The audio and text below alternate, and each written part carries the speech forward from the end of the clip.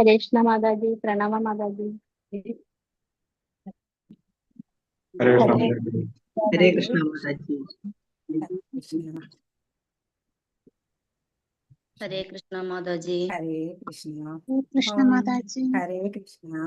ओम नमो भगवते वासुदेवाय। ओम नमो भगवते वासुदेवाय। ओम नमो भगवते वासुदेवाय। ओम अज्ञानतिमिरान्धस्य ज्ञानाञ्जनशलाकया चक्षुरुन्मीलितं येन तस्मै श्रीगुरवे नमः।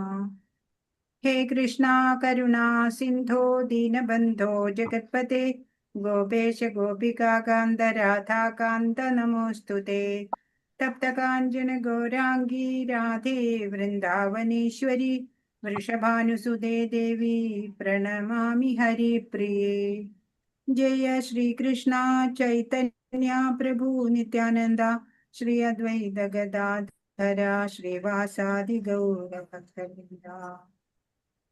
हरे कृष्ण कृष्ण कृष्ण हरे हरे हरे राम राम राम हरे हरे। हरे कृष्ण कृष्ण कृष्ण हरे हरे हरे राम राम राम हरे हरे।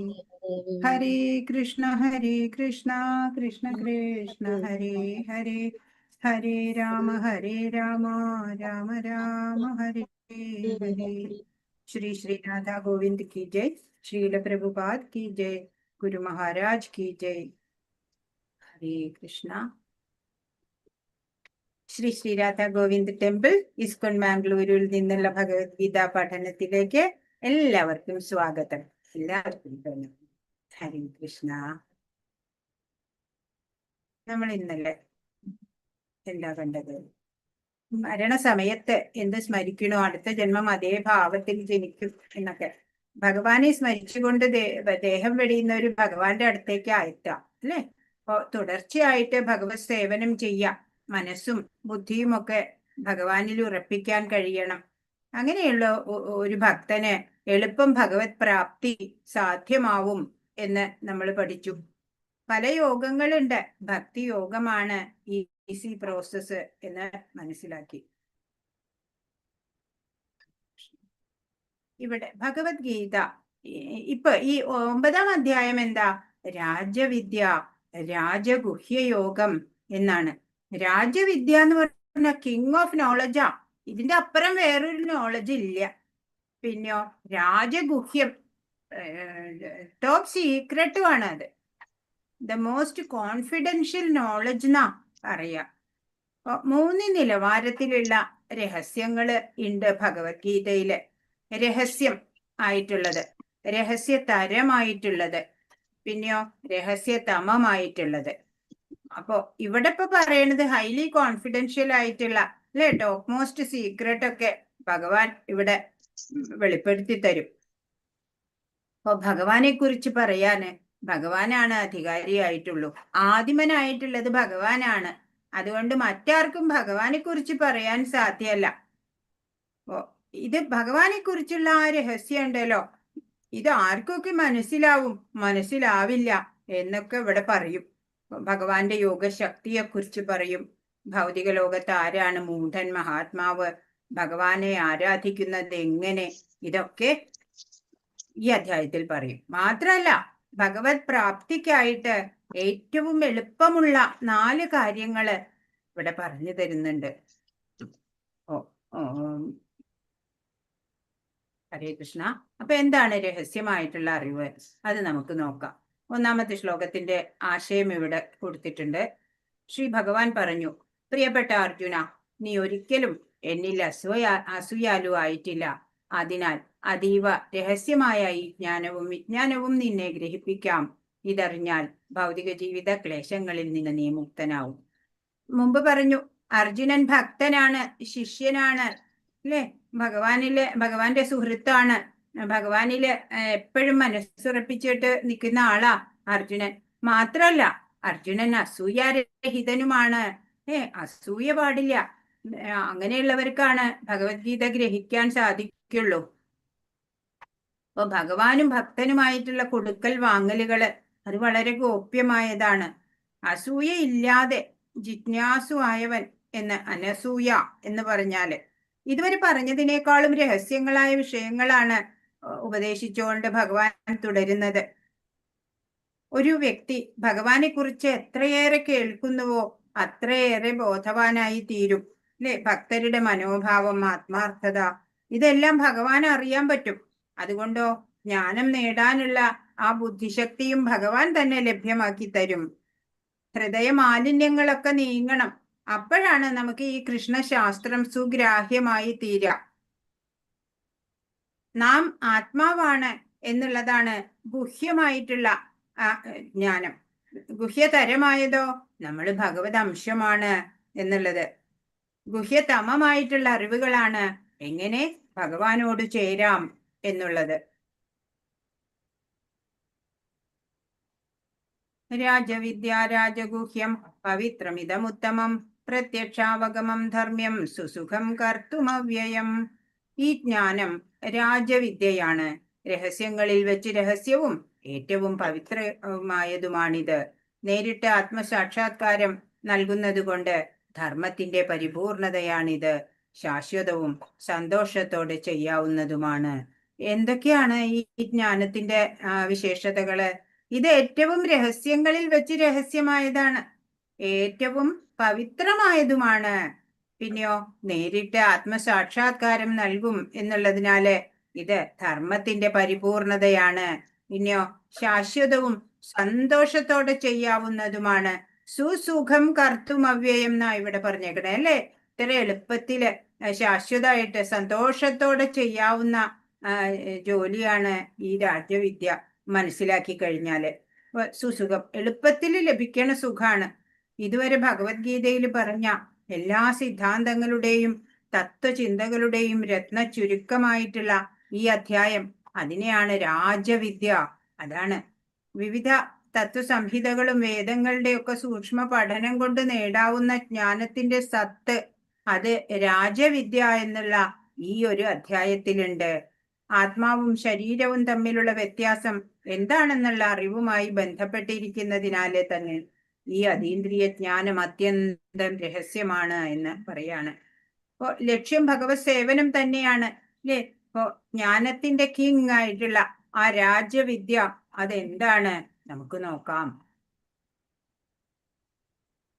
മൂന്നാമത്തെ ശ്ലോകത്തിന്റെ ആശയം: ഈ ഭക്തിയുത സേവനത്തിൽ വിശ്വാസമില്ലാത്തവർക്ക് എന്നെ പ്രാപിക്കാനാവില്ല. ഹേ ശത്രുഞ്ജയ, അതുകൊണ്ട് അവർ ഈ ഭൗതിക ലോകത്തിൽ ജനന മരണങ്ങളുടെ വഴിയിലേക്ക് വീണ്ടും എത്തുന്നു. പിന്നെയും വീണ്ടും റിപ്പീറ്റ് ചെയ്യാം അല്ലെ. ഭക്തിയുത സേവനത്തിലെ വിശ്വാസം ഇല്ലാതിരിക്കുക, ഭഗവാനിൽ വിശ്വാസം ഇല്ലാതിരിക്കുക അല്ലെ, ഭഗവാന്റെ വാണി അതിൽ വിശ്വാസം ഇല്ലാതിരിക്കുക, അങ്ങനെയുള്ളവർക്ക് ഭഗവാനെ പ്രാപിക്കാനാവില്ല. അതുകൊണ്ട് ഈ ഭൗതിക ലോകത്തിൽ അവര് പിന്നെയും ജനിച്ച് മരിച്ച് ഇങ്ങനെ ആ ജനന മരണങ്ങളുടെ വഴിയിലേക്ക് എത്തുകയാണ് ചെയ്യണത്. അതിൽ നിന്ന് അവർക്ക് മോചനം എപ്പോഴും ലഭിക്കുന്നില്ല. ആധ്യാത്മിക പാതയിലേക്ക് വരുന്നതിന്റെ ലക്ഷ്യം അതെന്താണ് എന്ന് നമ്മൾ അറിയണം.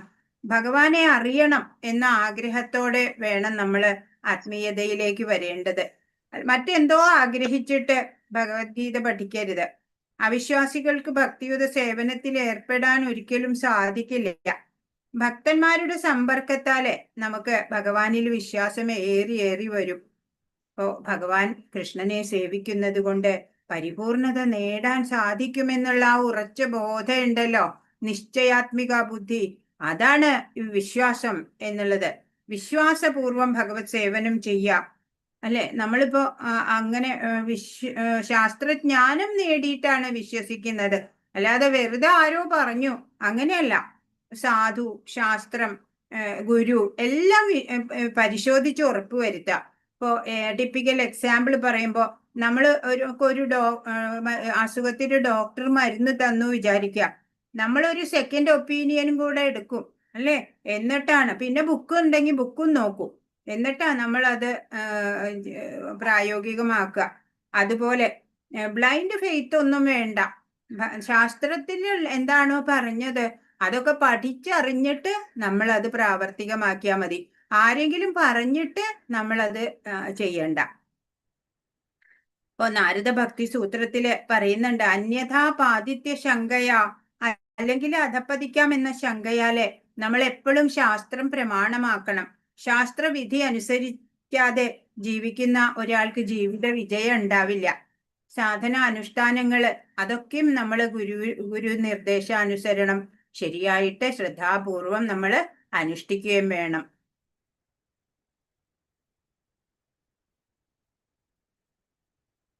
ഹരികൃഷ്ണ.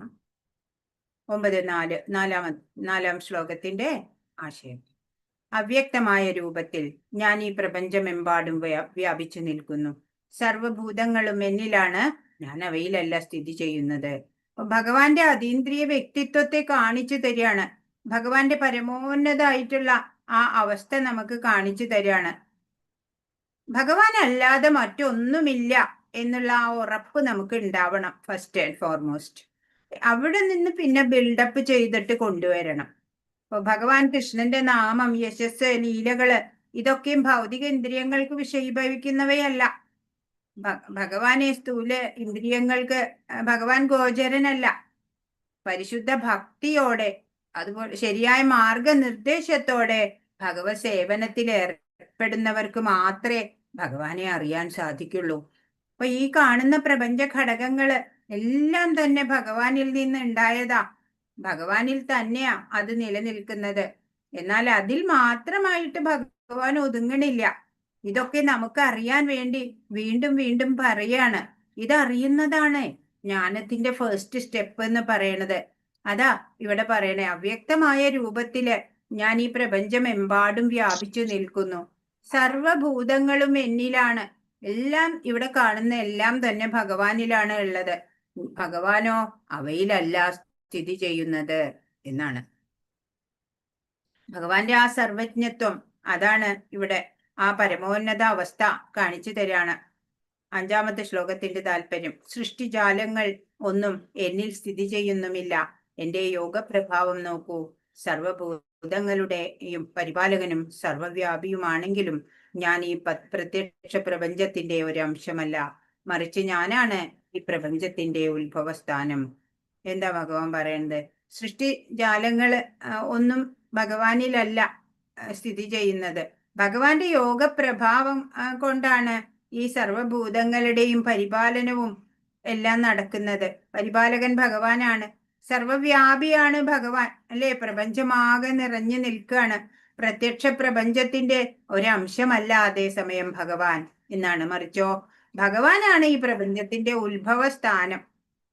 അല്ലാതെ ഭഗവാൻ ഈ പ്രത്യക്ഷ പ്രപഞ്ചത്തിന്റെ ഭാഗമല്ല.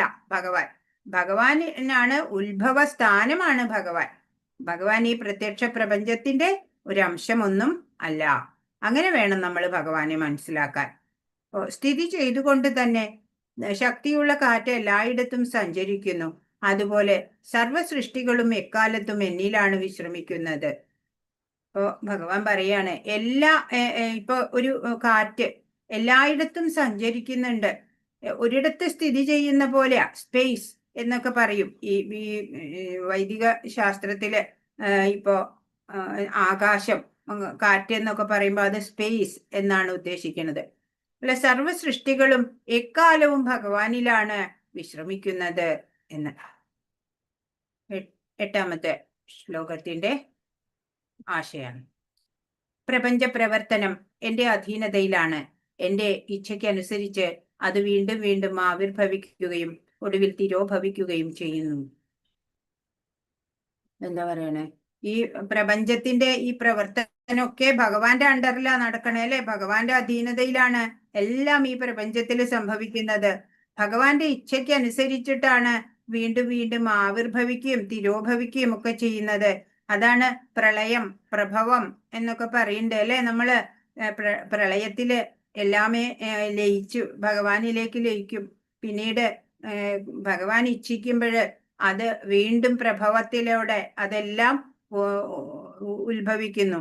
അങ്ങനെയാണ് പ്രളയകാലത്ത് ബ്രഹ്മാവിന്റെ നിദ്ര, പ്രളയം എന്നൊക്കെ പറയാം. ധനഞ്ജയ, ഈ കർമ്മങ്ങൾക്കൊന്നും തന്നെ എന്നെ ബന്ധിക്കാൻ കഴിയില്ല. ഒരു ഭൗതിക പ്രവർത്തനങ്ങളോടും ബന്ധപ്പെടാതെ ഉദാസീനനെ പോലെ സ്ഥിതി ചെയ്യുകയാണ് ഞാൻ. പറയും. ഭഗവാനെ ഒരു കർമ്മബന്ധനങ്ങളും ബാധിക്കില്ല. ഒരു ഭൗതിക പ്രവർത്തനങ്ങളോടും ബന്ധപ്പെടാതെയാണ് ഭഗവാൻ സ്ഥിതി ചെയ്യുന്നത്. ഇത് കാരണോദകശായി വിഷ്ണുവാണ് ഇവിടെ കാണിച്ചിട്ടുള്ളത്. 10ാമത്തെ ശ്ലോകം. മയാധ്യക്ഷേണ പ്രകൃതി സൂയതേ സചരാചരം ഹേതുനാനേന കൗന്ദേയ ജഗദ്വിപരിവർത്തയേ. അല്ലയോ കുന്തിപുത്ര, എന്റെ ശക്തിവിശേഷങ്ങളിൽ ഒന്നായ ഈ ഭൗതിക പ്രകൃതി എന്റെ നിർദ്ദേശമനുസരിച്ച് ചരാചരങ്ങളെയെല്ലാം സൃഷ്ടിക്കുന്നു. ഈ നിയമമനുസരിച്ച് വീണ്ടും വീണ്ടും പ്രപഞ്ചം സൃഷ്ടിക്കപ്പെടുകയും സംഹരിക്കപ്പെടുകയും ചെയ്യുന്നു. ഭഗവാന്റെ എന്താണ് ഈ ബഹിരംഗ ശക്തിയാണ് ഈ ഭൗതിക പ്രകൃതി. അതുപോലെ ഭഗവാന്റെ അന്തരംഗ ശക്തിയാണ് ഈ ജീവഗണങ്ങള്. ഉത്കൃഷ്ട ശക്തിയായിട്ടുള്ള അന്തരംഗ ശക്തിയാലാണ് ജീവഗണങ്ങള്, അല്ലെ, ജീവാത്മാക്കള്. അപ്പൊ ഭഗവാന്റെ രണ്ട് ശക്തികൾ ഏതൊക്കെയാ? ഭൗതിക പ്രകൃതി, ഭഗവാന്റെ ശക്തി വിശേഷങ്ങളിൽ ഒന്നായിട്ടുള്ള ആ ബഹിരംഗ ശക്തിയുടെ പ്രകാരമാണ് ഭൗതിക പ്രകൃതി ഉണ്ടാവുന്നത്. മറ്റൊരു ശക്തി ഏതാ? ഭഗവാന്റെ അന്തരംഗ ശക്തി. അന്തരംഗ ശക്തിയിലൂടെയാണ് അങ്ങനെയുള്ള ആ ഉത്കൃഷ്ട ശക്തിയാണ് ജീവ ആത്മാക്കൾ. ഭഗവാൻ അങ്ങനെ അന്തരംഗ ശക്തിയാല് ഭൗതിക പ്രകൃതി എന്റെ നിർദ്ദേശമനുസരിച്ച് ചരാചരങ്ങളെ സൃഷ്ടിക്കുന്നു. ഈ നിയമം അനുസരിച്ച് വീണ്ടും വീണ്ടും പ്രപഞ്ചം സൃഷ്ടിക്കപ്പെടുകയും സംരക്ഷിക്കപ്പെടുകയും ചെയ്യുന്നു. I am the supreme director, controller, enjoyer എന്നെല്ലാം ഭഗവാൻ വീണ്ടും വീണ്ടും പറയാണ്. ഭൗതിക പ്രപഞ്ചത്തിന്റെ പ്രവർത്തനങ്ങളിൽ നിന്നെല്ലാം അകന്നിട്ടാണ് ഭഗവാൻ സ്ഥിതി ചെയ്യുന്നത്. എന്നാലോ അവയുടെയൊക്കെ ആത്യന്തിക നിയന്ത്രണം ഭഗവാനിൽ തന്നെയാണ് എന്ന് സ്പഷ്ടമാക്കുകയാണ് ഇവിടെ. അപ്പൊ ഭഗവാൻ പ്രപഞ്ചത്തെ സംരക്ഷിക്കുന്നു. ഭഗവാന് നിലനിൽക്കാനോ ഈ പ്രപഞ്ചത്തിന്റെ ആവശ്യമൊന്നുമില്ല. ഇപ്പോ ശ്രീല പ്രഭുപാദ് ഒരു ഉദാഹരണമായിട്ട് പറയുന്നത്, സ്മൃതിയിൽ നിന്ന് ഉദ്ധരിച്ചിട്ട് പറയണത്, ഒരാളുടെ മുമ്പിൽ ഒരു സുരഭില പുഷ്പമുണ്ട് വിചാരിക്കുക. ആ പൂവും അയാളുമായിട്ട് ഒരു ബന്ധമില്ല, അല്ലെ? തന്റെ ഘ്രാണശക്തി അതിന്റെ ഗന്ധത്തെ അറിയുന്നുണ്ട്, അത്രേ ഉള്ളൂ. ആ ഘ്രാണശക്തിയും പൂവും വ്യത്യസ്തമാണ്. അത്തരം ഒരു ബന്ധമാണത്രേ ഭൗതിക പ്രപഞ്ചത്തിന് ഭഗവാനോട് ഉണ്ടാവുക. ഭഗവാന് പ്രപഞ്ച സംഘമില്ല, അല്ലെ, ഒരു ഒട്ടലില്ല. എങ്കിലും ആജ്ഞ കൊണ്ട് കടാക്ഷമാത്രത്താലാണ് ഈ പ്രകൃതിയെ സൃഷ്ടിക്കുന്നത്. ഭൗതിക പ്രകൃതിക്കോ ഭഗവത് ആജ്ഞ അനുസരിച്ച് മാത്രമേ പ്രവർത്തിക്കാനും സാധിക്കുള്ളൂ. അതാണ് ഭഗവാന്റെ ശ്രേഷ്ഠതമമായ ആ പൊസിഷൻ. അതാണ് നമ്മൾ മനസ്സിലാക്കേണ്ടത്. അതാണ് കിങ് ഓഫ് നോളജ് എന്ന് ഇവിടെ പറയണത്. 11. അവജാനന്തി മാം മൂഢ മാനുഷീം തനുമാശ്രിതം പരംഭാവമജാനന്ദോ മമ ഭൂതമഹേശ്വരം. മനുഷ്യരൂപത്തിൽ അവതരിക്കുന്ന എന്നെ മൂഢന്മാർ നിന്ദിക്കുന്നു. എല്ലാറ്റിനും ഈശ്വരനായ എന്റെ അതീന്ദ്രിയ സ്വഭാവം അവർക്കറിഞ്ഞുകൂടാ. ഈ മനുഷ്യരൂപത്തിൽ അവതരിച്ചു കൃഷ്ണനായി, അല്ലെ? അപ്പോള് മൂഢന്മാരാരാന്നൊക്കെ നമ്മൾ കഴിഞ്ഞ അധ്യായത്തിൽ കണ്ടു. അവര് നിന്ദിക്കുകയാണ്. ആരെ പോലെയുള്ളവര്? കംസൻ, എന്താ പറയാ, ശിശുപാലൻ, ദന്തവക്ത്രൻ, അതുപോലെ ശാല്വൻ, അങ്ങനെ പലരും, അല്ലെ? ഭഗവാന്റെ മഹത്വം അറിഞ്ഞില്ല, മൂഢരാണ്. അവർക്ക് എല്ലാത്തിനും ഈശ്വരനായ ആ ഭഗവാന്റെ അതീന്ദ്രിയ സ്വഭാവം അവർക്കൊന്നും അറിയാൻ സാധിച്ചില്ല, അല്ലെ? ഭഗവത് ഭക്തർക്ക് മാത്രാണ് ഭഗവാന്റെ മഹത്വം ശരിയായിട്ട് മനസ്സിലാക്കാൻ സാധിക്കുള്ളൂ. ഭഗവാനെ കുറിച്ച് 3 തെറ്റിദ്ധാരണകളാണെന്നാ പറയാ. അപ്പോ ഭഗവാൻ സാധാരണ മനുഷ്യനാണ് എന്ന് മൂഢര് ധരിക്കും. ദുര്യോധനനെ പോലെ, ശിശുപാലനെ പോലെയൊക്കെ ഉള്ളവര്, അല്ലെ, ഭഗവാനെ സാധാരണ മനുഷ്യൻ, ഒരു കാലി മേച്ച് നടക്കുന്ന ചെറുക്കൻ എന്നൊക്കെ, അല്ലെ? ഇപ്പൊ കൃഷ്ണനും അന്യദേവതകളും തുല്യരാണ് എന്ന് കരുതുന്നവര് മൂഢന്മാരാണ്. അന്യദേവന്മാരാരാ? അവര് കൃഷ്ണന്റെ അംശങ്ങൾ മാത്രാണ്, അല്ലെ? സൂര്യൻ, ചന്ദ്രൻ, വരുണൻ, അഗ്നി, അല്ലെ? അവരൊക്കെ ആരാ? ഭഗവാന് തുല്യരല്ല. അവരൊക്കെ കൃഷ്ണന്റെ അംശങ്ങൾ മാത്രാണ്. പിന്നെന്താ? പ്രകൃതി സർവശ്രേഷ്ഠൻ എന്ന് അവര് കരുതും. പക്ഷെ ഭഗവാനാണ് സർവശ്രേഷ്ഠൻ. മനുഷ്യരൂപത്തിൽ പ്രത്യക്ഷമായപ്പോള് സാധാരണ മനുഷ്യനായിട്ടാ പലരും കണ്ടത്. ഭഗവാന്റെ അതീന്ദ്രിയതയൊന്നും അവർക്ക് അറിയില്ല. നമ്മുടെ ഇതുപോലുള്ള വിചാര വികാരങ്ങളൊന്നുമല്ല ഭഗവാന്റേത്. പ്രകൃതിയുടെ യജമാനനാണ് ഭഗവാൻ.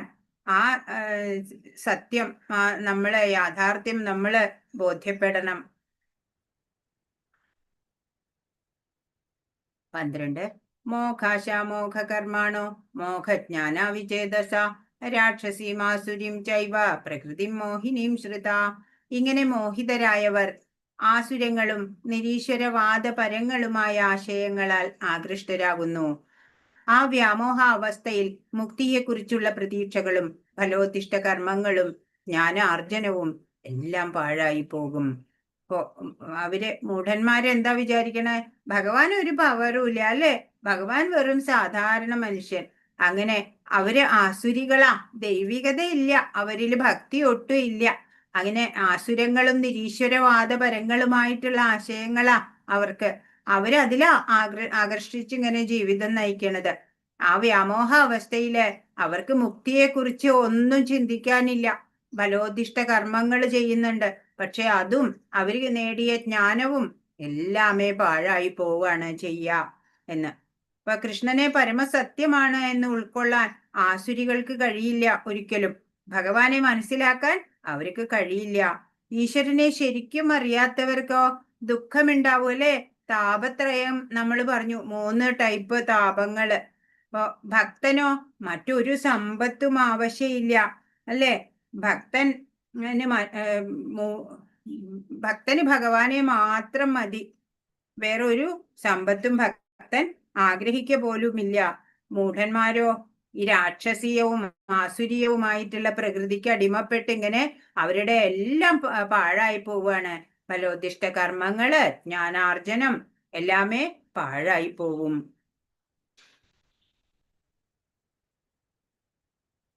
13 മഹാത്മാനസ്തു മാം പാർത്ഥ ദേവീം പ്രകൃതിമാശ്രിത ഭജന്ത്യനന്യമനസോ ജ്ഞാത്വാ ഭൂതാദിമവ്യയം. അല്ലയോ പാർത്ഥ, വ്യാമോഹം ബാധിക്കാത്ത വിശിഷ്ടാത്മാക്കൾ ദൈവിക പ്രകൃതിയാൽ സുരക്ഷിതരാണ്. സർവഭൂതങ്ങൾക്കും ആദികാരണവും അവ്യയനുമായ പരമപുരുഷനാണ് ഞാനെന്നറിഞ്ഞുകൊണ്ട് അവർ എപ്പോഴും ഭക്തിപൂർവം എന്റെ സേവനത്തിൽ മുഴുകുന്നു. വ്യാമോഹ്യതരായവരെ പറ്റി പറഞ്ഞു. അവരുടെ എല്ലാം വിഫലമായി പോവുമല്ലേ. അവരുടെ കാമ്യകർമ്മങ്ങളും ജ്ഞാനാർജനവും എല്ലാം വിഫലമാവും എന്ന് പറഞ്ഞു. ഇനി വ്യാമോഹം ബാധിക്കാത്തവരാണെങ്കിലോ അവര് വിശിഷ്ടാത്മാക്കളല്ലേ. അവര് മഹാത്മാക്കള്, ഭക്തര്, അവര് ദൈവിക പ്രകൃതിയാലെ സുരക്ഷിതരാണ്.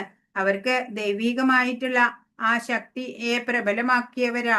സർവഭൂതങ്ങൾക്കും ആദികാരണവും അവ്യയനുമായ പരമപുരുഷനാണ് ഞാൻ ഭഗവാൻ എന്നറിഞ്ഞ് അല്ലെ. അവർക്ക് ഭഗവാന്റെ ആ ശ്രേഷ്ഠതമമായ സ്റ്റാറ്റസ് അറിയാം. സർവഭൂതങ്ങളുടെയും ആദികാരണം ഭഗവാനാണ്, ഭഗവാൻ അവ്യയനാണ്, പരമപുരുഷനാണ് എന്നെല്ലാം അവർക്കറിയാം.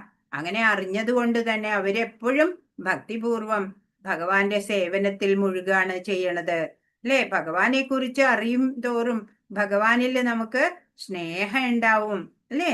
അങ്ങനെ ഭഗവാന് വേണ്ടി സേവനം ചെയ്യാനുള്ള ദൃഢനിശ്ചയം ഉണ്ടാവും. അങ്ങനെ ദൃഢനിശ്ചയം എടുത്ത ഒരാളാണ്. അപ്പൊ അനന്യഭക്തിയെ പറ്റിയാ ഇവിടെ പറയണത്.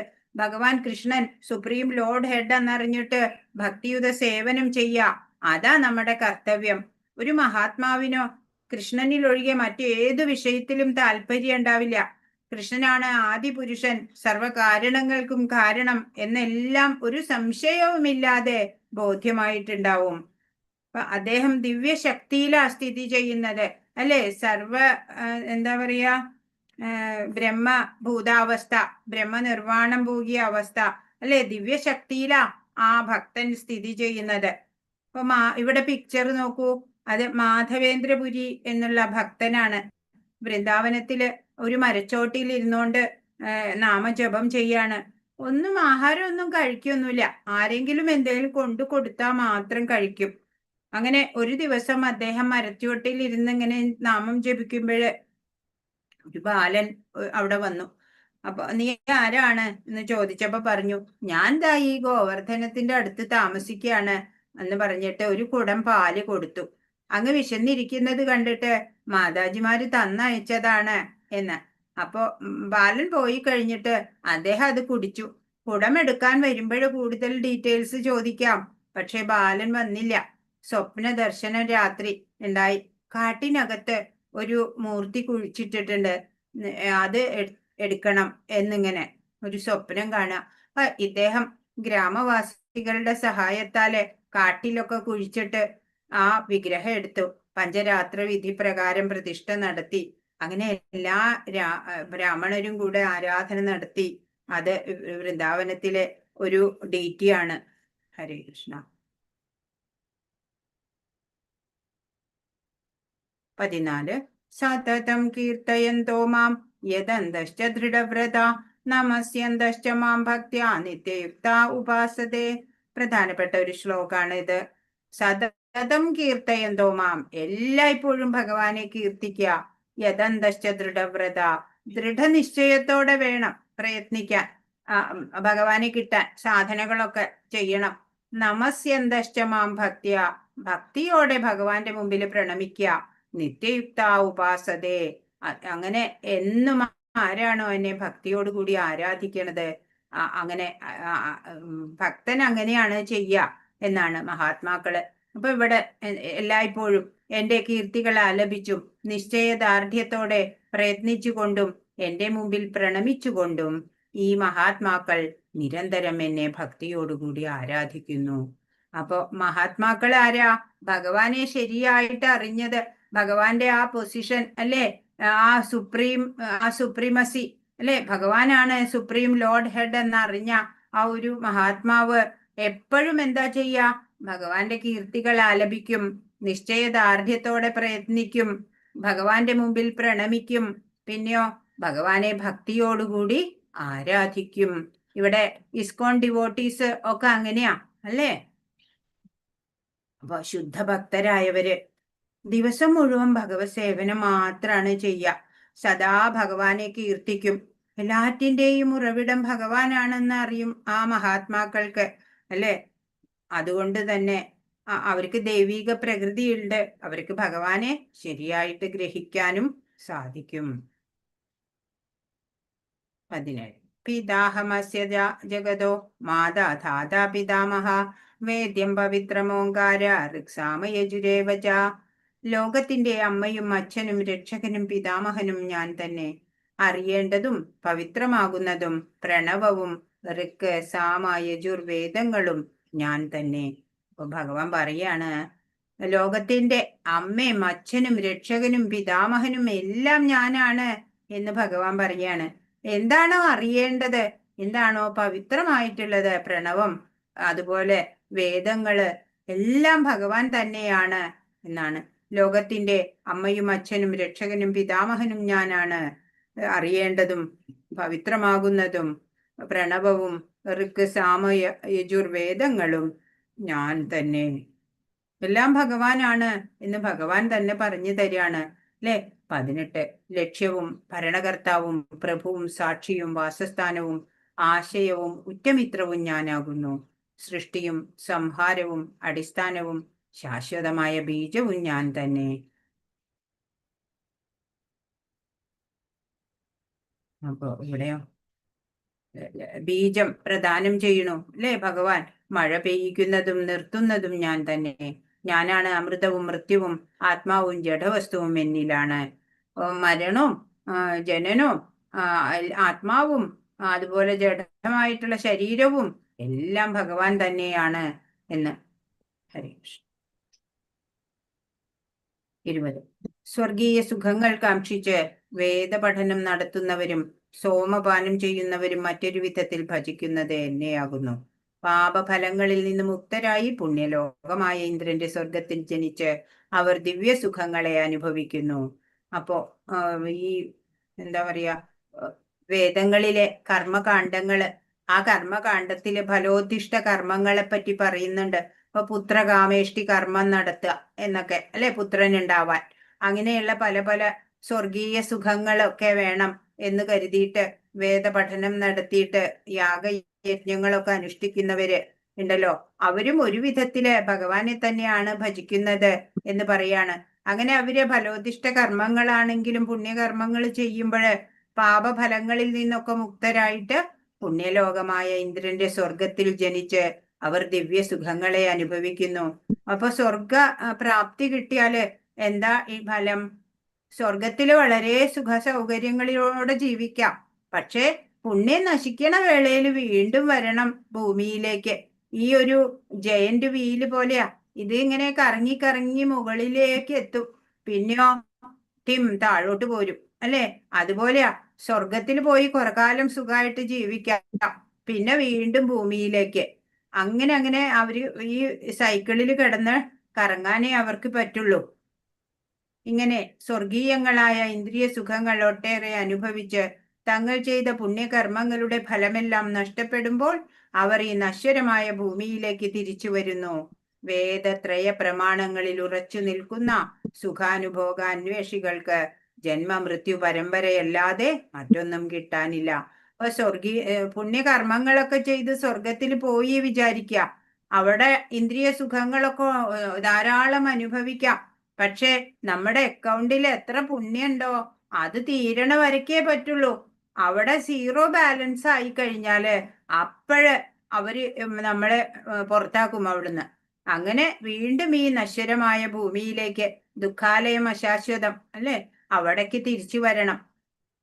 അപ്പോ എത്ര വേദത്രയങ്ങളിൽ ഉറച്ചു നിൽക്കുന്ന ആ കാമ്യ കർമ്മങ്ങൾ ചെയ്തവരായാലും അവർക്കും ജന്മമൃത്യു പരമ്പരയല്ലാതെ അതിന്റെ മുകളിലൊന്നും അവർക്ക് കിട്ടുന്നില്ല.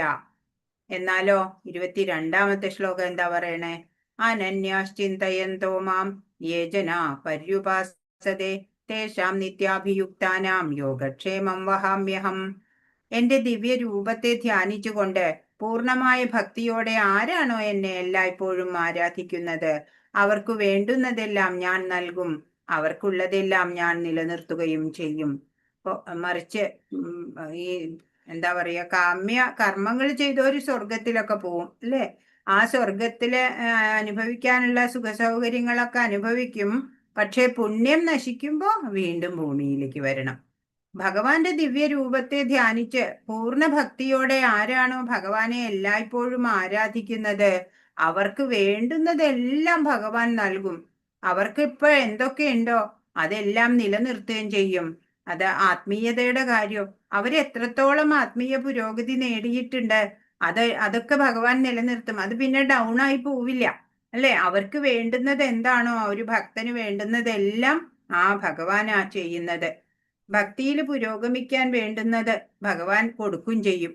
അപ്പോ ഈ ഭക്തിയുടെ സ്റ്റെപ്സ് എന്ന് പറഞ്ഞ ശ്രദ്ധ, സത്സംഗം, ഭജനക്രിയ, അനർത്ഥ നിവൃത്തി, നിഷ്ഠ, രുചി, ആസക്തി, ഭാവഭക്തി, പ്രേമഭക്തി, അങ്ങനെ 9 തലങ്ങളാ. 9 വിധ ഭക്തി മാർഗത്തിലൂടെ മുഴുവൻ സമയവും പിന്നിട്ട ഒരു ഭക്തൻ ആത്മസാക്ഷാത്കാരത്തിലേക്ക് അടുക്കും എന്നാ. പിന്നെ ഭഗവത് സമ്പർക്കം ഒഴികെ മറ്റൊന്നും ആഗ്രഹിക്കില്ല. ആ ഭക്തന് ഭഗവത് സാമീപ്യം നിഷ്പ്രയാസം ലഭിക്കുകയും ചെയ്യും. ഭക്തൻ ശ്യാമസുന്ദര രൂപത്തിലാ ഭഗവാനെ ആരാധിക്കുക.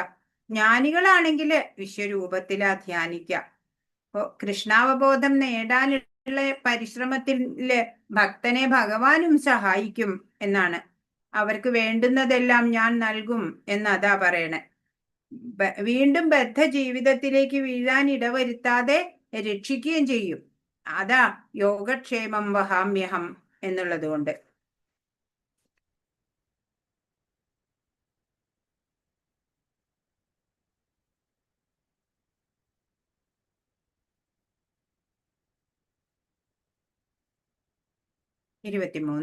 യേ അപ്യന്യദേവതാ ഭക്ത യജന്തേ ശ്രദ്ധയാന്യുത തേ അഭിമാമേവ കൗന്ദേയ യജന്ത്യ അവിധിപൂർവകം. മറ്റു ദേവന്മാരുടെ ഭക്തന്മാരും വിശ്വാസപൂർവം അവരെ ഉപാസിക്കുന്നവരും വാസ്തവത്തിൽ എന്നെ തന്നെയാണ് ഉപാസിക്കുന്നത് കുന്തിപുത്ര. എന്നാൽ അവരെങ്ങനെ ചെയ്യുന്നത് വിധിപ്രകാരമല്ല.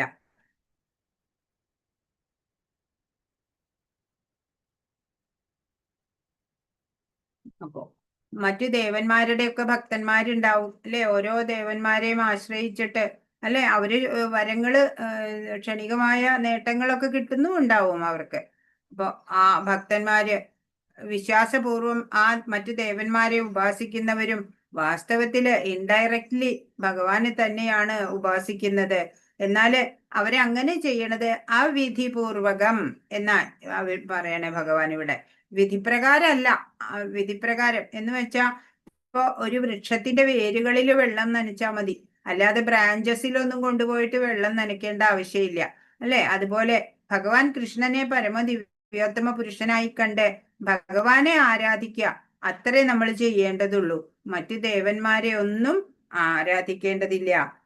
വേരിൽ വെള്ളം ഒഴിച്ചാൽ എല്ലാവിടെയും വെള്ളം കിട്ടും. മതി. ഹരേ കൃഷ്ണ. അതാണ് പറയുന്നത് ഉദാഹരണമായിട്ട്.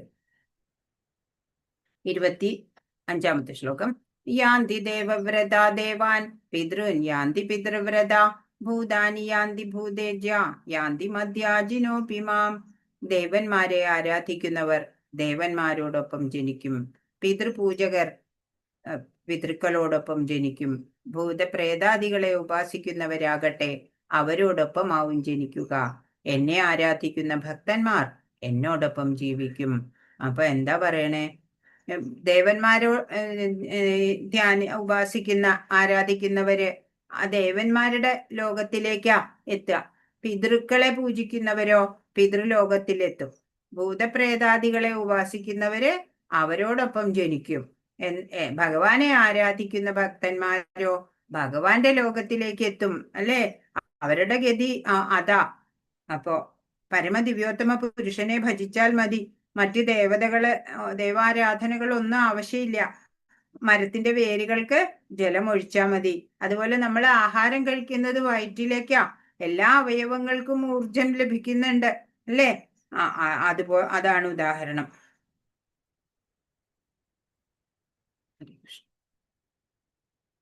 26 ഏറ്റവും ധന്യമായിട്ടുള്ള ഒരു ശ്ലോകമാണ്. പത്രം പുഷ്പം ഫലം തോയം യോ മേ ഭക്ത്യാ പ്രയച്ഛതി തദഹം ഭക്ത്യുപഹൃതം അശ്നാമി പ്രയതാത്മന. സ്നേഹത്തോടും ഭക്തിയോടും കൂടി ഒരാൾ എനിക്ക് അർപ്പിക്കുന്നത് എന്തും, ഇലയോ പൂവോ ഫലമോ ജലമോ ആകട്ടെ, ഞാനത് സ്വീകരിക്കും. ഇപ്പൊ എന്താ ഇവിടെ ഭഗവാൻ പറഞ്ഞത്? ഭഗവാന്റെ ശുദ്ധ ഭക്തനായിരിക്കണം എന്നേ ഉള്ളൂ. വളരെ സാർവത്രികവും ആയാസരഹിതവുമാണ് ഈ കൃഷ്ണാവബോധം എന്ന് പറയണത്. പ്രേമപൂർവമായ സേവനം, അത് മാത്രമാണ് ഭഗവാൻ ആഗ്രഹിക്കുന്നുള്ളൂ. ലളിതമായ സസ്യാഹാരങ്ങള് ശുദ്ധമായിട്ട് തയ്യാറാക്കുക, എന്നിട്ട് അത് ഭഗവാനായിട്ട് നിവേദിക്കുക, നമസ്കരിക്കുക. ഭക്ത്യ ഈ വിനയ ഉപഹാരം സ്വീകരിക്കാൻ അദ്ദേഹത്തോട് അപേക്ഷിക്കുക. ശരീരം വിശുദ്ധമാവും. അപ്പോഴ് പ്രസാദ സേവയിലൂടെ നമ്മുടെ മസ്തിഷ്ക സിരകളൊക്കെ സൂക്ഷ്മ തരങ്ങളാവും. ചിന്താവൈഭവം ഉജ്ജ്വലമാവും. ഇപ്പൊ ഇവിടെ പറയണത് സ്നേഹത്തോടും ഭക്തിയോടും കൂടിയിട്ട് ഒരാൾ എനിക്ക് എന്താണോ അർപ്പിക്കുന്നത് അതൊക്കെ ഞാൻ സ്വീകരിക്കും. അതിപ്പോ ഒരു പൂവോ ഇലയോ അല്ലെങ്കിൽ ഒരു ഫലമോ കുറച്ച് ജലമോ എന്തായാലും അത് എങ്ങനെ തരണം? സ്നേഹത്തോടും ഭക്തിയോടും കൂടി സമർപ്പിക്കണം. അപ്പോഴത് ഭഗവാൻ സ്വീകരിക്കും. എന്ന് വെച്ച് ഒരു ഗ്ലാസ് വെള്ളം മാത്രം എപ്പോഴും കൊടുക്കല്ല, അല്ലെ? നമുക്ക് എന്തൊക്കെ ഭഗവാന് നൈവേദ്യം ഉണ്ടാക്കാൻ സാധിക്കുമോ അതൊക്കെ ഉണ്ടാക്കിയിട്ട് അതിലൊക്കെ ഒരു തുളസി ഇല വെക്കുക, അല്ലെ? ഭഗവാൻ ഇഷ്ടപ്പെട്ട തുളസി ഇല വെച്ച് ഭഗവാന് ഭോഗ് സമർപ്പിക്കുക. അപ്പൊ അത് നമ്മുടെ ഭാവമാണ്. ഭാവഗ്രാഹി ജനാർദ്ദനൻ അറിയുന്നത്. അപ്പൊ നമ്മള് സ്നേഹവും ഭക്തിയോടെയും സമർപ്പിക്കുമ്പോ ഭഗവാൻ അത് സ്വീകരിക്കും. അതല്ലാതെ ഇപ്പൊ ഭഗവാൻ അവിടെ പട്ടിണി ഇരിക്കുകയല്ല, അല്ലെ? ഭഗവാൻ ഒന്നിന്റെയും ആവശ്യമില്ല. പക്ഷെ നമ്മുടെ തൃപ്തിക്കാ നമ്മള് അത് കൊടുക്കണേ. അപ്പൊ ഭഗവാൻ അത് നമ്മുടെ ഭാവം എങ്ങനെയാണോ അതനുസരിച്ച് ഭഗവാൻ അത് സ്വീകരിക്കും. സർവ ഐശ്വര്യവാനായിട്ടുള്ള ഭഗവാൻ ഇതിന്റെയൊക്കെ ആവശ്യമുണ്ടോ? അല്ലേ? പക്ഷെ പ്രേമ ഭാവത്തോടെ സമർപ്പിച്ചാല് ഭഗവാൻ അത് സ്വീകരിക്കുകയാണ്. ഭഗവാൻ സർവലോക മഹേശ്വരനാണ്, അല്ലേ? ഇപ്പൊ നമ്മള് പ്രധാനമന്ത്രി വരികയാണ് പറയുമ്പോ നമ്മള് വലിയ ഒരുക്കങ്ങളൊക്കെ ചെയ്യും, അല്ലെ?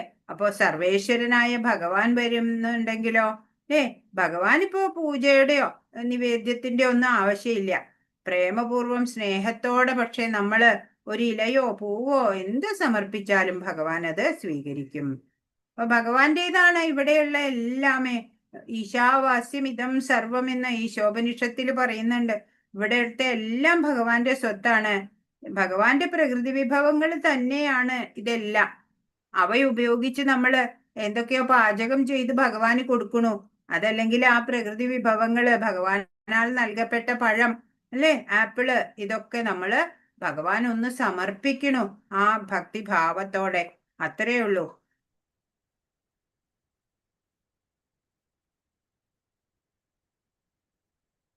അശ്നാമി അശ്നാമി പ്രേതാത്മന.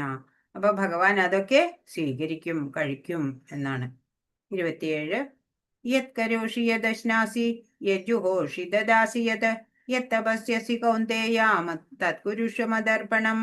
നീ എന്ത് ചെയ്യുന്നുവോ, എന്ത് നിവേദിക്കുന്നുവോ, ഭക്ഷിക്കുന്നുവോ, എന്ത് ദാനം ചെയ്യുന്നുവോ, എന്ത് തപശ്ചര്യകൾ അനുഷ്ഠിക്കുന്നുവോ കുന്തിപുത്ര, അതെല്ലാം എനിക്ക് അർപ്പിച്ചുകൊണ്ട് ചെയ്യുക.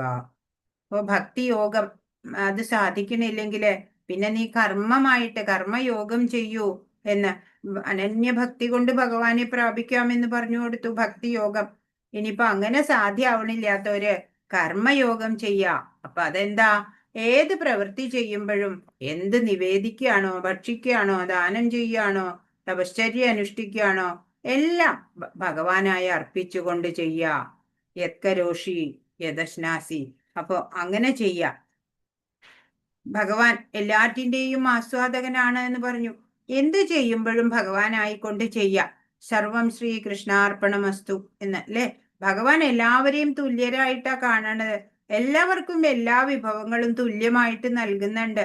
ഇപ്പൊ സൂര്യപ്രകാശം, മഴ, ഇതൊക്കെ പാവപ്പെട്ടവന് കുറച്ച് കുറവ്, അങ്ങനെയില്ല. എല്ലാവർക്കും ഒരേപോലെയാ. നമ്മുടെ ശരീരവും അതിന്റെ കഴിവുകളും എല്ലാം ഭഗവാനാൽ നൽകപ്പെട്ടതാ. അതുകൊണ്ട് എല്ലാം ഭഗവാൻ അർപ്പിച്ച് ഉപയോഗിക്കാം.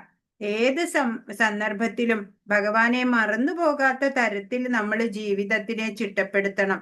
ഓരോ വ്യക്തിയുടെയും കടമയാണത്. ഹരേ കൃഷ്ണ. 29. സമോഹം സർവഭൂതേഷു നമേ ദേഷ്യോസ്തി ന പ്രിയ യേ ഭജന്തി തുമാം ഭക്ത്യാ മയി തേ തേഷു ചാപ്യഹം. എനിക്ക് ആരോടും അസൂയയില്ല, പക്ഷപാതവുമില്ല. എല്ലാറ്റിനോടും സമഭാവനയാണ് എനിക്കുള്ളത്. പക്ഷേ ഭക്തി പുരസ്സരം ആരാണോ എന്നെ സേവിക്കുന്നത്, അയാൾ എന്റെ സുഹൃത്തും ഞാൻ അയാളുടെ സുഹൃത്തുമാണ്. അവൻ എന്നിൽ അധിവസിക്കുന്നു. ഭഗവാന് ഒരാളോടും പാർഷ്യാലിറ്റി ഇല്ല, അല്ലെ? അസൂയയില്ല. എല്ലാറ്റിനോടും സമഭാവനയാണ്.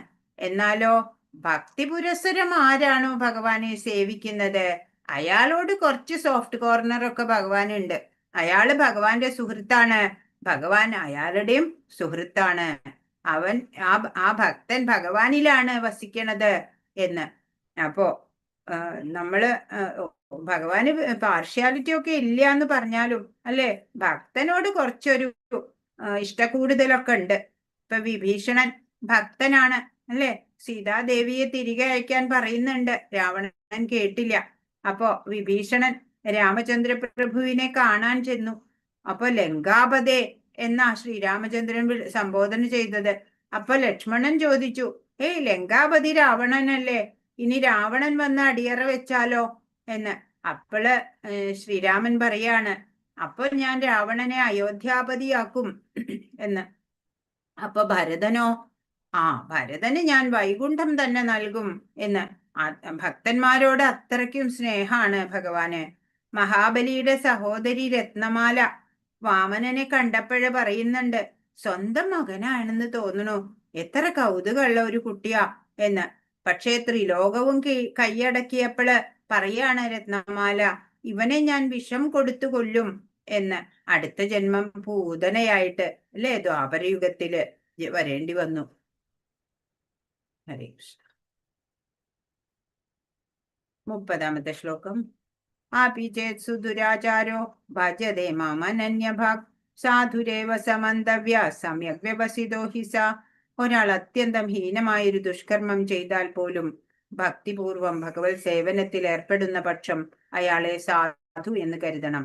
കാരണം തന്റെ ദൃഢവിശ്വാസത്തിൽ അദ്ദേഹം ശരിയായി വർത്തിക്കുന്നു. എന്താ പറയണേ, ചിലപ്പോ ഒരു ഭക്തനാവണ ഒരാള് പോലും ചിലപ്പോ ഒരു ഹീന പ്രവൃത്തി ചെയ്തു എന്ന് വിചാരിക്കുക, ഒരു ദുഷ്കർമ്മം ചെയ്താൽ പോലും പിന്നീട് ആ ഭക്തിപൂർവ്വ ഭഗവത് സേവനം തുടർന്നു പോവുകയാണെന്നുണ്ടെങ്കിൽ അയാളെ സാധുവായിട്ട് തന്നെ കരുതാം എന്ന്. കാരണം എന്താ, അയാള് ദൃഢവിശ്വാസത്തില് ശരിയായി വർത്തിക്കുന്നുണ്ട്. എന്താ വിശ്വാസം? ഭഗവാന്റെ ആ സർവജ്ഞത്വം, സർവേശ്വരത്വം മനസ്സിലാക്കിയ ആളാണ്. അപ്പൊ ഇവിടെ പിക്ചർ നോക്കൂ. ഇവിടെ ചൈതന്യ മഹാപ്രഭുവും നിത്യാനന്ദ പ്രഭുവാണ്. അന്ന് പണ്ട് ചൈതന്യ മഹാപ്രഭുവിന്റെ കാലം, ആ കാലത്ത് ഇവിടെ പട്ടിണി ശരീരത്തിന്റെ പട്ടിണിയല്ല, മാനസികമായിട്ടാ. ആർക്കും ഒരു ഭക്തി ഉണ്ടായിരുന്നില്ല, ഭഗവത് വിഷയങ്ങള് ചിന്തകള് ആർക്കും ഉണ്ടായിരുന്നില്ല. ആ കാലത്താണ് ചൈതന്യ മഹാപ്രഭു നാമജപം, നാമസങ്കീർത്തനം, അല്ലെ, നാമജപം, എല്ലാവരും നാമം ജപിക്കണം എന്ന്. അപ്പോ നിത്യാനന്ദ പ്രഭു ഉണ്ട്. എല്ലാ വീടിലും വീടാന്തരം കയറി ഇറങ്ങിയിട്ട് നാമം ജപിക്കൂ, നാമം ജപിക്കൂ എന്ന് പറയാണ്, എല്ലാവരെയും ഭക്തരാക്കാൻ വേണ്ടിയിട്ട്, അവർക്ക് ഹരിനാമം എല്ലാവർക്കും നൽകാൻ. അങ്ങനെ ഒരിക്കല് ഒരു വീട്ടിൽ ചെന്നപ്പോഴേ അവിടെ ജഗായി മതായി പറഞ്ഞിട്ട് 2 മദ്യപാനികൾ ഉണ്ടായിരുന്നു. അവരോട് നിത്യാനന്ദ പ്രഭു പറയാണ്, നിങ്ങൾ ഈ മോശമായിട്ടുള്ള പ്രവൃത്തിയൊക്കെ ഉപേക്ഷിച്ചിട്ട് നാമം ജപിക്കണം എന്ന് പറയാ. അപ്പോഴവര് ആ മദ്യത്തിന്റെ കുടം കൊണ്ട് നിത്യാനന്ദ പ്രഭുവിന്റെ തലയ്ക്ക് അടിച്ചു. അപ്പോഴ് തല മുറിഞ്ഞിങ്ങനെ ചോര വരാൻ തുടങ്ങി. അപ്പോഴവിടെ ചൈതന്യ മഹാപ്രഭു വന്നിട്ട് ചക്രം എടുത്തിട്ട് അവരെ വധിക്കാൻ വേണ്ടി നോക്കണതാ. അപ്പോഴ് നിത്യാനന്ദ പ്രഭു പറയാണ്, വേണ്ട, ഈ അവതാരം കരുണാവതാരല്ലേ, അത് ആയുധം എടുക്കണ്ട എന്ന് പറയാണ്. അങ്ങനെ അവരോട് ഉപദ്രവം ചെയ്തിട്ട് പോലും അവര് തിരിച്ചൊന്നും ചെയ്യാതെ വന്നപ്പോഴ്, അതല്ലെങ്കിൽ ഈ മഹാത്മാക്കളുടെ സംഘം ഉണ്ടായപ്പോഴ്, ഈ മദ്യപാനികളായിട്ടുള്ള ദുരാത്മാക്കള് പോലും ഭക്തരായി മാറുകയാണ് ചെയ്തത്. അതാണ് ഇവിടെ ഈ കഥ കൊടുത്തിരിക്കുന്നത്. 31. ക്ഷിപ്രം ഭവതി ധർമാത്മാ ശശ്വച്ഛാന്തി നിഗച്ഛതി കൗന്ദേയ പ്രതിജാനീഹി നമേ ഭക്ത പ്രണശ്യതി. ഉജ്ജ്വലമായിട്ടുള്ള ഒരു ശ്ലോകാണിത്. അപ്പോ അങ്ങനെയുള്ള ആ ഒരു ഭക്തൻ വേഗത്തില് ധാർമ്മികനായി തീർന്ന് ശാശ്വതമായ ശാന്തി നേടും. എന്റെ ഭക്തന് ഒരിക്കലും നാശം സംഭവിക്കുന്നില്ല എന്ന് കുന്തിപുത്ര ഉറപ്പിച്ച് പ്രഖ്യാപിക്കൂ എന്നാണ്. അപ്പോ എന്താ ഭഗവാൻ പറയണത്? ഒരു ഭക്തനാവാൻ, ഒരു സാധകൻ അല്ലെ, പരിശ്രമിക്കുമ്പോ ഭക്തനാവാനുള്ള പരിശ്രമത്തില്, ഭഗവാനെ അറിയാനുള്ള പരിശ്രമത്തില് അങ്ങനെ ധാർമ്മികനായി തീർന്ന് ശാശ്വതമായിട്ടുള്ള ശാന്തിയാണ് നേടുന്നത്. അങ്ങനെ ഭഗവാന്റെ ഭക്തനായി കഴിഞ്ഞാലോ ഒരിക്കലും പിന്നെ ഒരു നാശം സംഭവിക്കില്ല എന്ന് കുന്തിപുത്ര ഉറപ്പിച്ച് പ്രഖ്യാപിക്കൂ. അപ്പൊ ഭഗവാൻ പറയാണ്, അർജുന, നീ പോയിട്ട് എല്ലാ കവലയിലും നിന്ന് പ്രഖ്യാപിച്ചോളൂ, വിളിച്ചു പറഞ്ഞോളൂ, എന്റെ ഭക്തന് ഒരിക്കലും നാശം സംഭവിക്കില്ല എന്ന്. എന്തിനാ അർജുനനോട് പറയാൻ പറയണത്? ഭഗവാന് പറഞ്ഞൂടെ? പക്ഷെ ഭഗവാന്റെ വാക്ക് ചിലപ്പോ തെറ്റിച്ചു എന്ന് വരും. ഭക്തന്റെ വാക്ക് ഒരിക്കലും ഭഗവാൻ തെറ്റിക്കില്ല. അതാണ് ഇവിടെ ഈ പ്രഹ്ലാദനെ കാണിച്ചിട്ടുണ്ട് അല്ലെ. പ്രഹ്ലാദനോട് ഹിരണ്യകശിപു അസുരൻ ചോദിച്ചു, പിതാവ്, നിന്റെ നാരായണൻ എവിടെയുണ്ട്? ഈ സ്തംഭത്തിലുണ്ടോ എന്ന് ചോദിക്കും. അപ്പോഴീ കുട്ടി പറയും, ഉണ്ട്, സ്തംഭത്തിലുണ്ട്, എല്ലായിടും എന്റെ നാരായണൻ ഉണ്ട് എന്ന് പറയുമ്പോഴ് ആ വാക്ക് സത്യമാക്കാൻ, അല്ലെ, ഭക്തന്റെ വാക്ക് സത്യമാക്കാനായിട്ട് ഭഗവാൻ നരസിംഹമൂർത്തിയായിട്ട് ആ സ്തംഭത്തിനുള്ളിൽ നിന്നാ പുറത്തു വന്നത്. അപ്പോ ഒരു ഭക്തന്റെ വാക്ക് എപ്പോഴും സത്യമാക്കും. അതാ അർജുനനോട് പറയണേ, നീ പോയി പറഞ്ഞോളൂ എല്ലാവരോടും, കുന്തിപുത്ര ഉറപ്പിച്ച് പ്രഖ്യാപിക്കൂ, എന്റെ ഭക്തന് ഒരിക്കലും നാശമില്ല എന്ന്. കൃഷ്ണഭക്തൻ ഒരിക്കലും നാശം ഉണ്ടാവില്ല എന്ന്. ഹരേ കൃഷ്ണ. 32. മാം ഹി പാർത്ഥവ്യപാശ്രിത്യ സേവ്യേഭി സ്യോപാഭയോനയ സ്ത്രീയോ വൈശ്യാസ്തഥാ ശൂദ്രാസ്തേഭി യാന്തി പരാം ഗതിം. പാർത്ഥ, എന്നെ ആശ്രയിക്കുന്നവർ അധമകുലത്തിൽ പിറന്നവരോ സ്ത്രീകളോ കച്ചവടക്കാരോ ശൂദ്രരോ ആരായാലും ശരി പരമപദം പ്രാപിക്കും. ഭഗവാനിൽ ശരണാഗതി അടയാൻ സാധിക്കുന്നത് ആരും ആയിക്കോട്ടെ, അതിന് കാസ്റ്റ്, ക്രീഡ്, കളറ്, ജെൻഡർ ഒന്നും വ്യത്യാസമില്ല. എല്ലാവർക്കും ഭഗവാനെ പ്രാപിക്കാൻ പറ്റും എന്ന് ഭഗവാനില് ആശ്രയം വെച്ചാൽ മാത്രം മതി. അവർക്ക് ഭഗവാനെ പ്രാപിക്കാം, ഭഗവത് പ്രാപ്തി ഉണ്ടാവും എന്ന് ഭഗവാൻ ഇവിടെ ഉറപ്പ് തരികയാണ്. ഇനി ഏറ്റവും അത്യുജ്വലമായ ശ്ലോകമാണ് 34-ാമത്തെ ശ്ലോകം. മന്മനാഭവ മദ്ഭക്തോ മദ്യാജി മാം നമസ്കുരു മാമേ വൈശ്യസി യുക്ത്വൈവ മാത്മാനം മത്പരായണ. എന്നിൽ മനസ്സുറപ്പിക്കുക, ഭക്തനാവുക, എന്നെ ആരാധിക്കുകയും പ്രണമിക്കുകയും ചെയ്യുക. എന്നിൽ തന്നെ പൂർണ്ണമായി മുഴുകിയിരിക്കുന്നത് കൊണ്ട് നീ തീർച്ചയായും എന്നെ പ്രാപിക്കും. ഭഗവാനെ പ്രാപിക്കാനുള്ള വെരി സിമ്പിൾ ആയിട്ടുള്ള 4 കാര്യങ്ങളെ ചെയ്യേണ്ടതുള്ളൂ. എന്തൊക്കെയാണത്?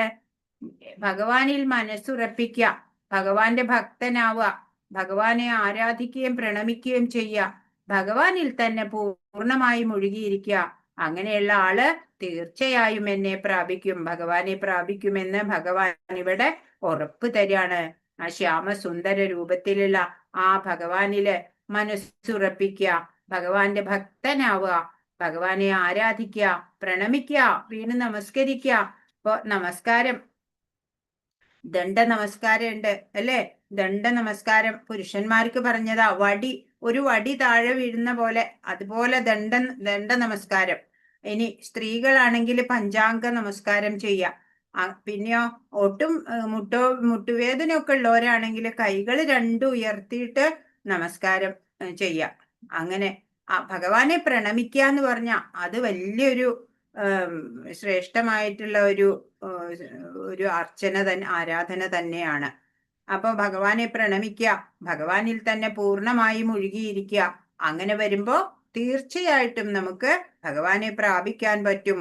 അത് ഭഗവാൻ ഉറപ്പ് തരികയാണ്. 4 കാര്യങ്ങളെ നമ്മൾ ചെയ്യേണ്ടതുള്ളൂ. അത് പറഞ്ഞു തരുന്ന 9-ലെ 34-ാമത്തെ ശ്ലോകം. മന്മനാഭവ മദ്ഭക്തോ മദ്യാജി മാം നമസ്കുരു മാമേ വൈശ്യസി യുക്ത്വൈവ മാത്മാനം മത്പരായണ. അത്യുജ്വലമായിട്ടുള്ള ശ്ലോകമാണത്. ടോപ്പ് സീക്രട്ട് ആയിട്ടുള്ള ഈ ശ്ലോകം ഉണ്ടല്ലോ, ഇത് 18-ാം അധ്യായത്തിലും വരുന്നുണ്ട്. മലിനമായ ഈ ഭൗതിക ലോകത്തിന്റെ കെട്ടുപാടുകളിൽ നിന്നും മുക്തനാവാൻ കൃഷ്ണാവബോധമല്ലാതെ മറ്റൊരു വഴിയുമില്ല എന്നാണ്. എല്ലാ കർമ്മങ്ങളും ഭക്തിപൂർവം ഭഗവാൻ കൃഷ്ണന് അർപ്പിക്കേണ്ടതാണ് എന്ന സാരം. പരമസത്യമാണ് ശ്രീകൃഷ്ണൻ. കൃഷ്ണന്റെ പരമപ്രഭാവത്തിൽ ദൃഢവിശ്വാസത്തോടെ സേവന കർമ്മങ്ങളിൽ ഏർപ്പെടണം. ബുദ്ധിമാനായ മനുഷ്യൻ നേരെ കൃഷ്ണാവബോധ പ്രക്രിയയിൽ ഏർപ്പെടുകയാണ് ചെയ്യേണ്ടത്. അങ്ങനെ അയാൾക്ക് സന്തുഷ്ടനായി ജീവിക്കാൻ സാധിക്കും എന്നാണ് ഭഗവാൻ ഇതിലൂടെ കാണിച്ചു തരുന്നത്. സിമ്പിൾ ആയിട്ടുള്ള, വെറും ലളിതം സരളമായിട്ടുള്ള 4 കാര്യങ്ങളെ ചെയ്യേണ്ടു. ഭഗവാനെ നമുക്ക് പ്രാപിക്കാൻ പറ്റും. ഹരേ കൃഷ്ണ. നമുക്ക് ഈ ഗോലോക ചാർട്ട് ഒന്ന് കാണണം.